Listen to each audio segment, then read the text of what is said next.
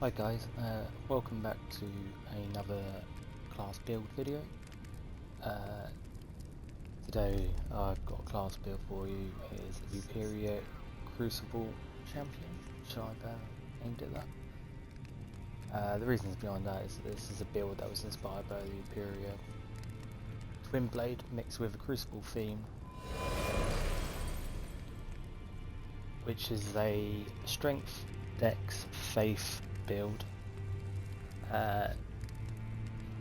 The way it looks is a Crucible Helm with Leda's Armour, it's a holy based weapon, and Crucible Incantations.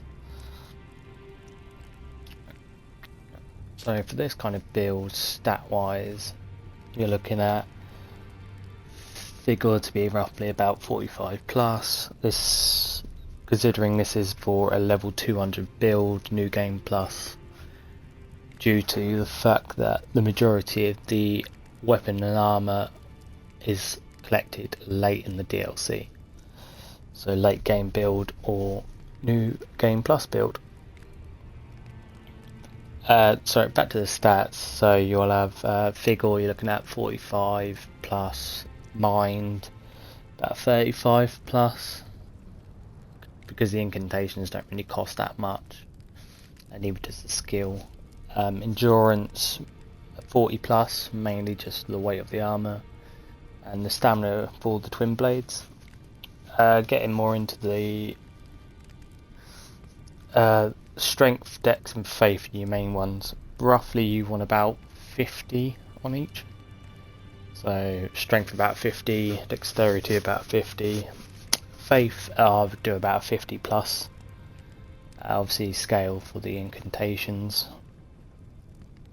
But the minimum requirement for the weapon is a 16 on the strength and dex. So if you wanted to go full on the faith, you can pull back on the dex or strength.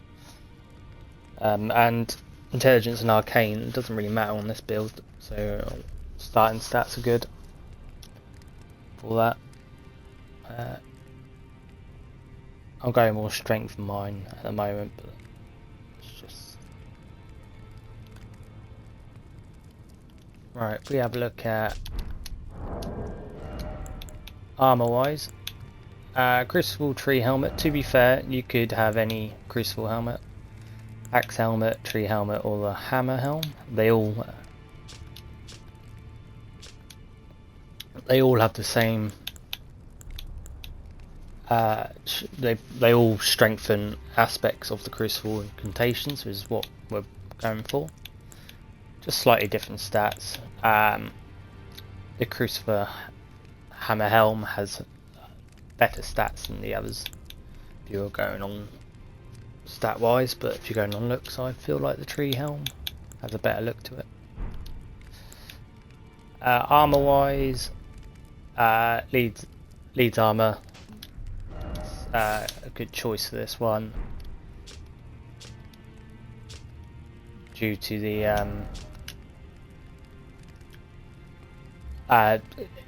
rolling or backstepping will strengthen attacks.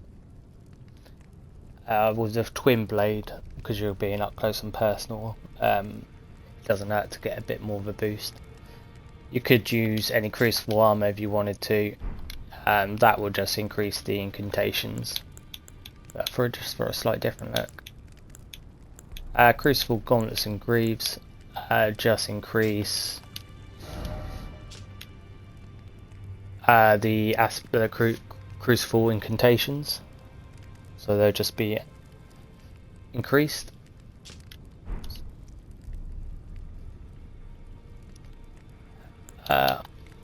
Mixed flask for this one, I've gone temporary boost excessive attack power because of the twin blade capabilities, and temporary boost is holy attack due to the twin blade.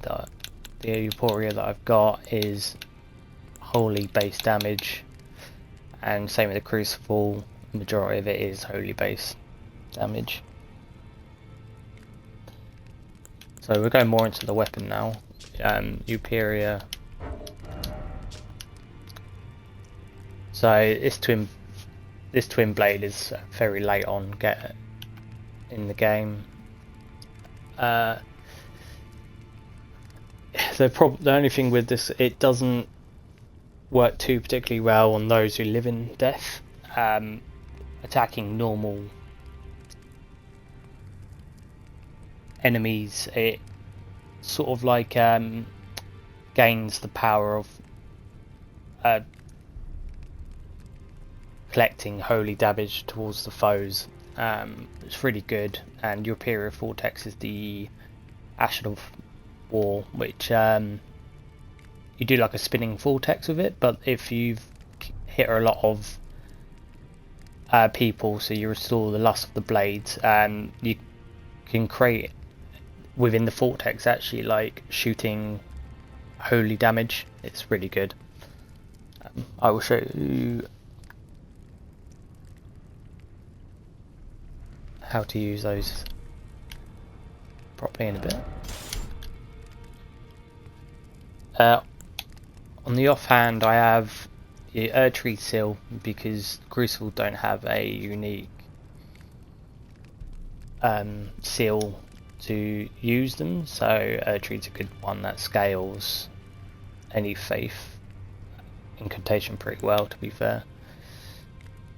And don't really need it, but more for the look. Crucible Horn Shield. Just looking for a bit of defense. It's a solid shield. Ashen of War is like a shield bash, but it does increase damage because of the horn on it. Don't particularly need it, but it's definitely something that you can just keep in your back pocket. And jump down here, so I'll just show you the.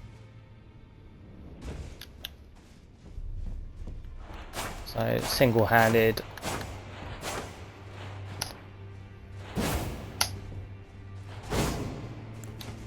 Capabilities, dual wield.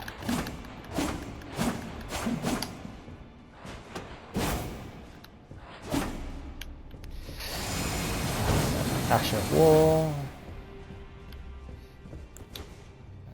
and Shield Bash. Alright, so we look at incantations for this build. We're gonna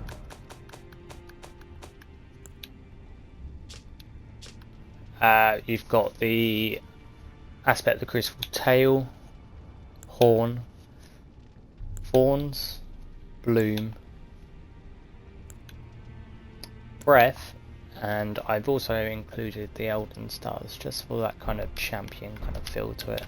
So I'll give you a quick demonstration of them. Tail, double sweep, horn, similar to what the shield does already, but with greater distance. Thorns is more of like a all-round attack. Being surrounded, it's pretty decent. Breath, I quite like the breath.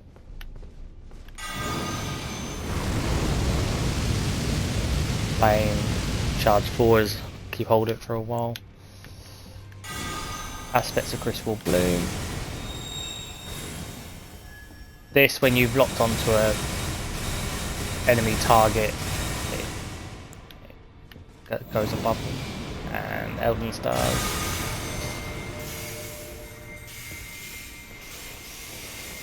Don't know, right range of small damage and then big damage at the end. So yeah, there's the incantations and how they sort of work. I'll quickly jump into the game and show you how they work on the field. Start off with the main game. We're just gonna, I don't know, let's fight a caravan over here.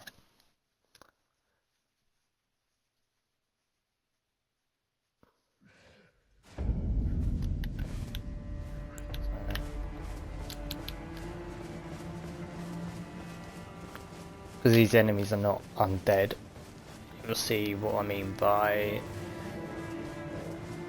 the lust building of the weapons.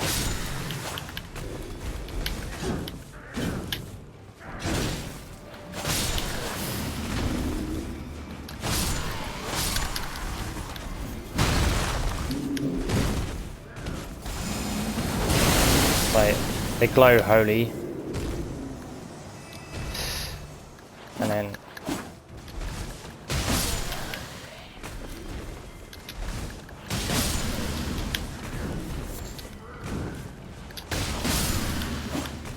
so you can see them start to glow. That's because I've started attacking creatures, and the more they glow, the more damage, holy damage they can deal, and the Ashen of War can increase its range and the way it acts.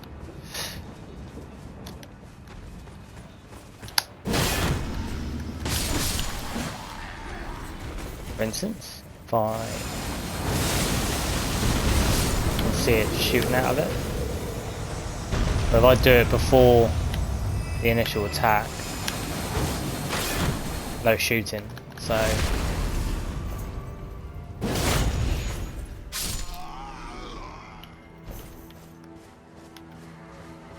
the initial weapon itself is pretty decent, and the more you use it, the more enemies you kill with it or hit, the better it becomes.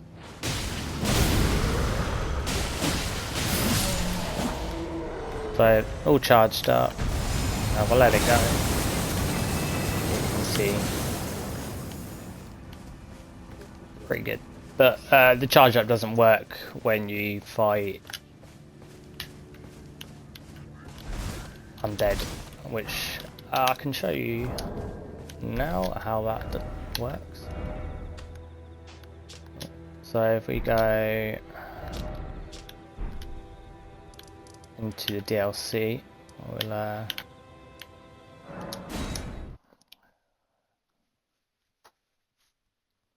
show you how. So there's some undead over here.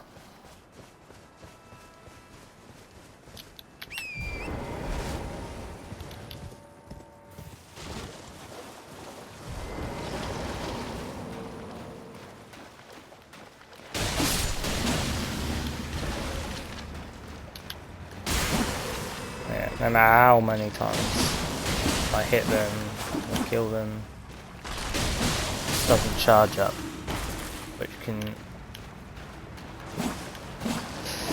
which I would say is the only bad thing about this build, as being able to fully use the weapon against the dead. Well, yeah, one and only drawback really.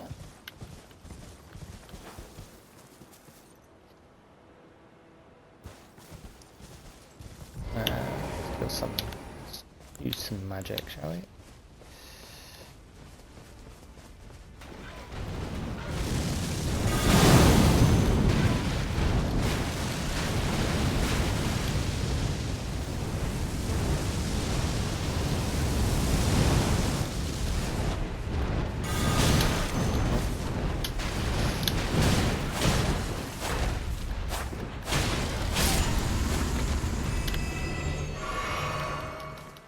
Definitely not the best of any of it, is it?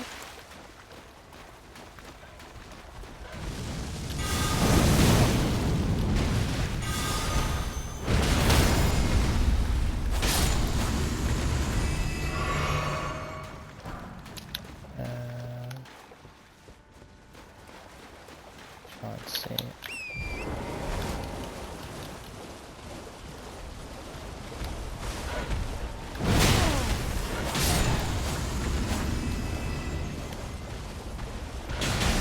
Holding the strong attack on the horse just spins the weapon, which is pretty decent to be fair.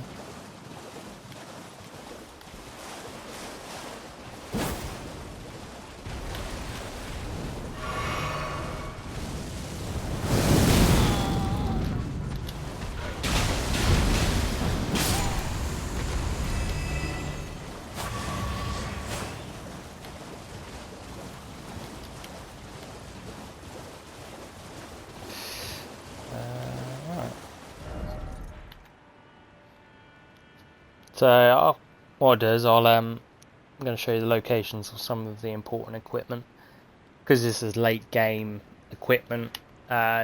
Spoiler alerts for Anyone who hasn't got these far yet, I do.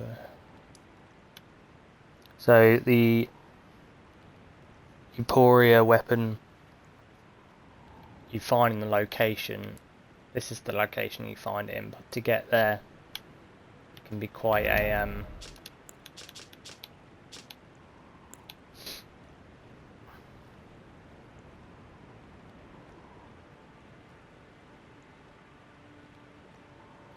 yeah, it can be quite a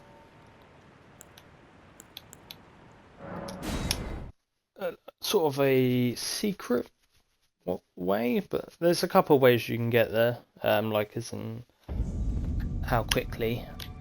One of the quickest ways I've found.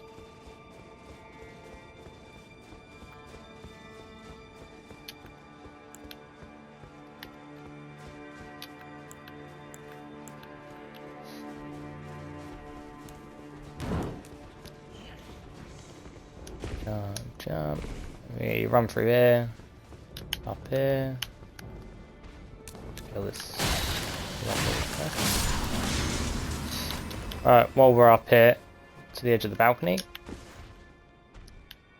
So there is a way down you can get from jumping down onto this area and jumping down, or the quickest way is to just go from here.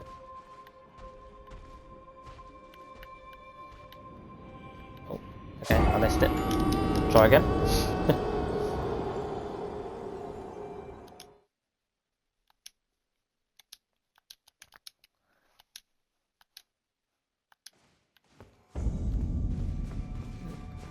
It doesn't always work for all the time.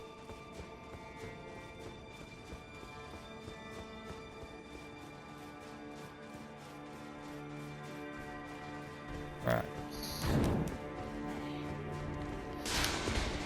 Jump over here. Take care of him. Alright. So.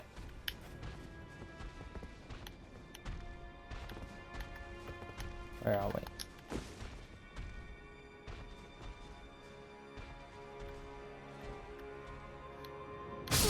Oh, missed it again. Ugh.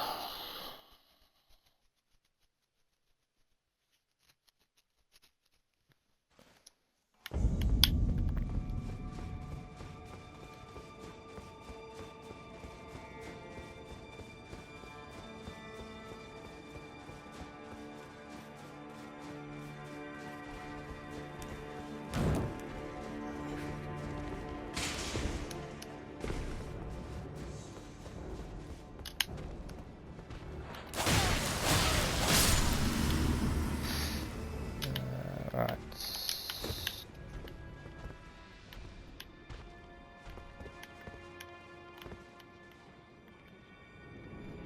No, missed it again.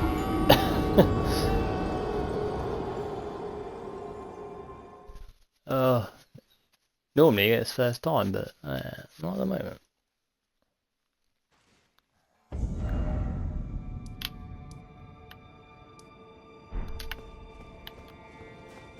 Right, try again.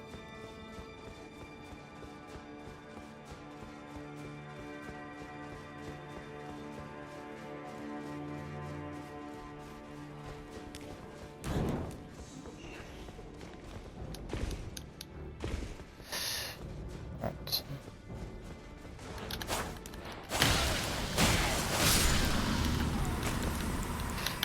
Just for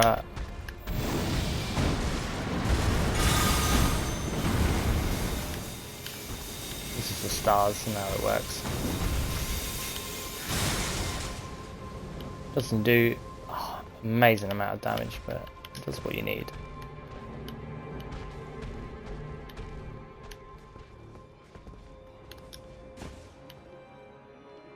Right, so the other way would be to the wall and then off.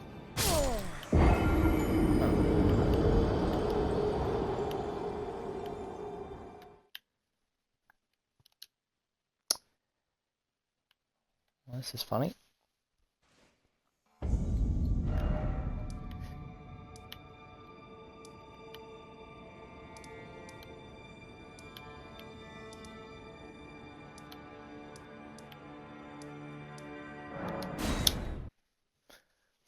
see if I can get to our tower first. And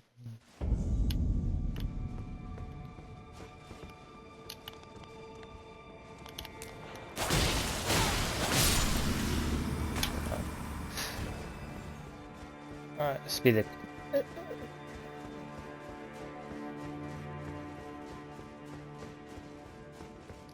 there's a specific spot you have to that doesn't kill you.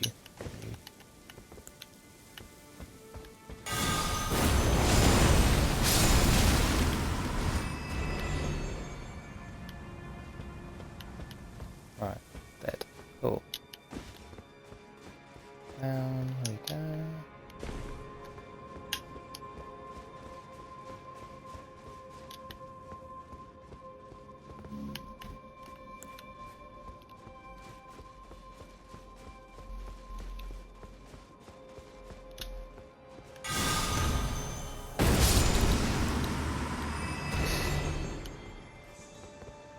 Where is it? There it is. So yeah, you can come to the stairs, drop down here, which takes you to the tower that I was talking about a minute ago. I spent the last couple of minutes jumping off and dying. Right, I was you can land on the archways and it doesn't kill you. Right, on our way now. So yeah, this is for the Euporia blade. Drop down here.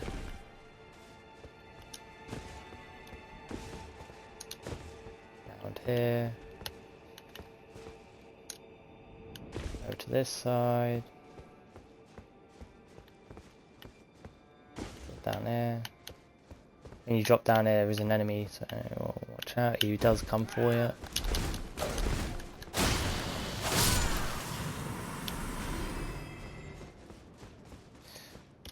This bit's a bit difficult sometimes, but you've got to jump to this window here. Down you get. And now you're entering this area here. I will say when you get to this point, there is a scorpion directly above this door. So when you come out of it, you need to be careful. I'll show you this.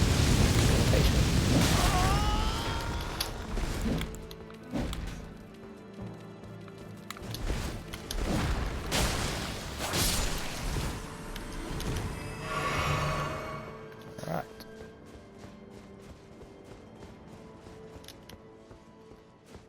Yeah. Yep. Down to the elevator. Go down the elevator.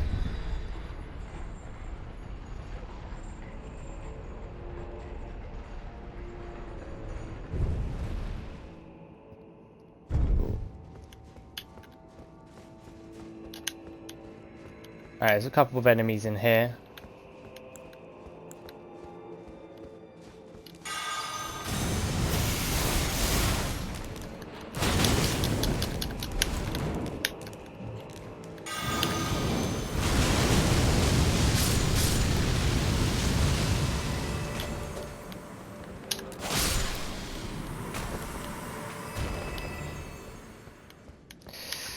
So,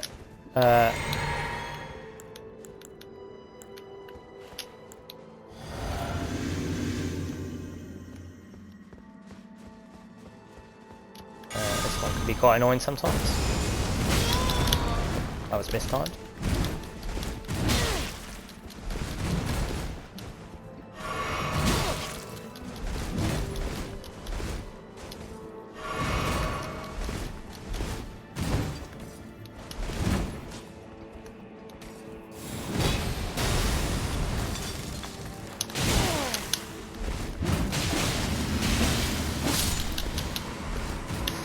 Alright, dead.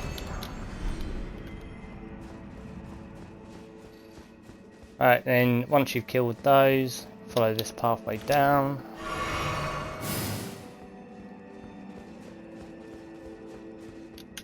Follow this round.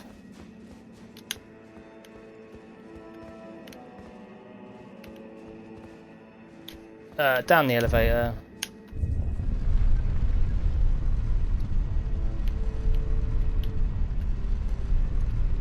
Does look cool when the blades have done enough damage to someone to level up. And then through these, you open these double doors, and this is where you would get the weapon. On this body here.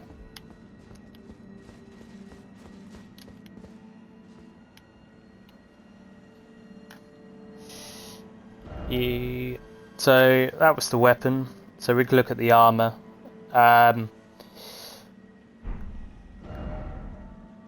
If you want to look for the Crucible heads, the axe helm and the tree helm you get from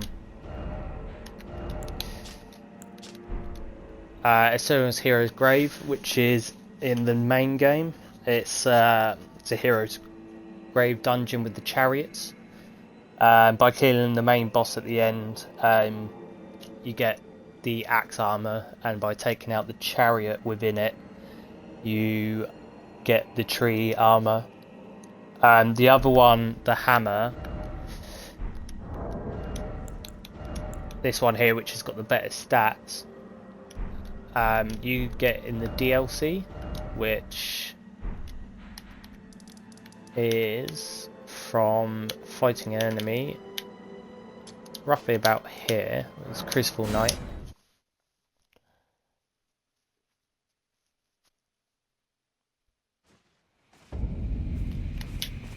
And he sits above this rock up here.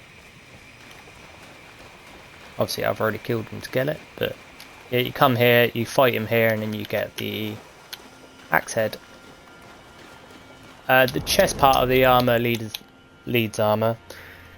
It's a little bit more difficult. It's a main game boss. All depends on the way you do the storyline for the NPC Leah's, sorry. Once you've gone through the boss battle with multiple NPCs,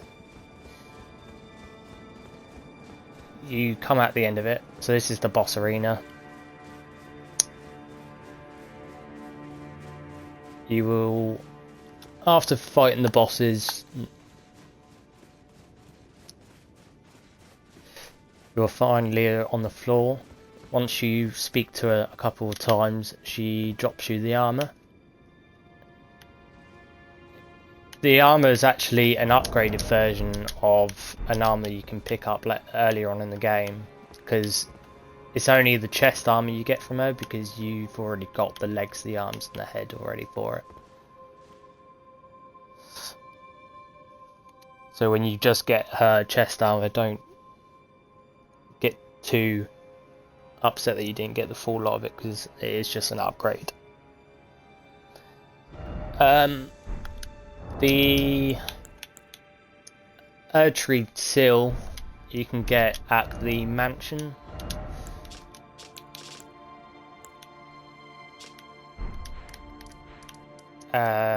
Within the mansion, Volcano Mansion, Manor, sorry, Volcano Manor. You got the prison town church, and in here you got an omen killer guy within the thingy. It's just if you were doing the area, you would end up picking up eventually in this area. It's not too hard to find. Spell wise, a lot of the spells you get from killing Crucible Knights throughout the game. The only one that was sort of a challenge, and unless you kill an NPC you don't have to kill, you don't get it, and that is the breath one. And you get the breath one within Volcano Manor.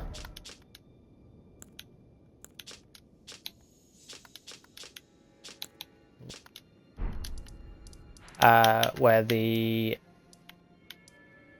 recard is. You pick up, you have the tarnished lady on the floor eating his innards. If you attack her, then her bodyguard, which is the Crucible Knight, attacks you. and that's how you gain that spell.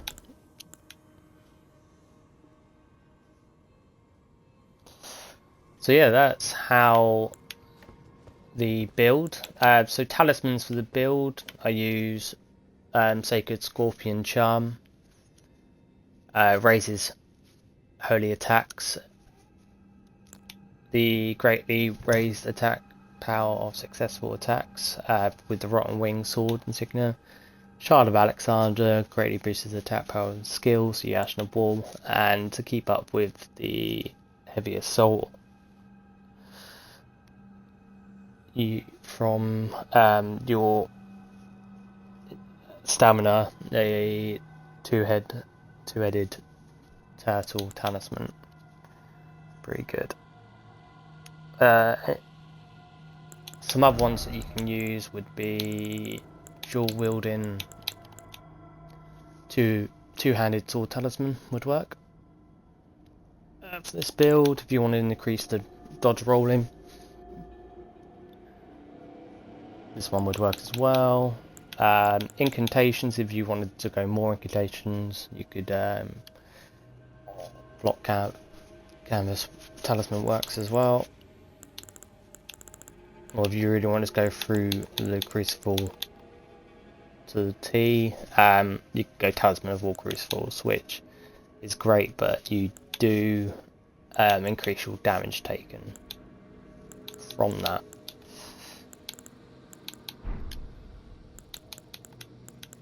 Yeah, so that's this build, the Euporia Crucible Champion.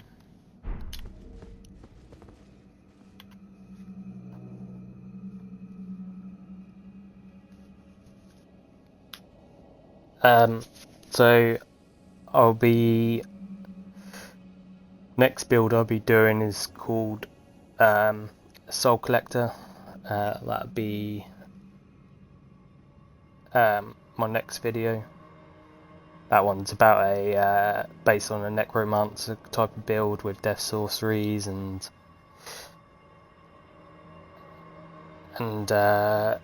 working off that kind of type of build.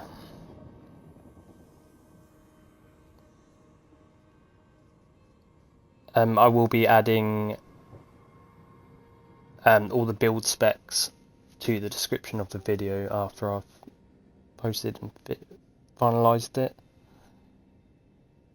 Yeah, I'd appreciate the watch.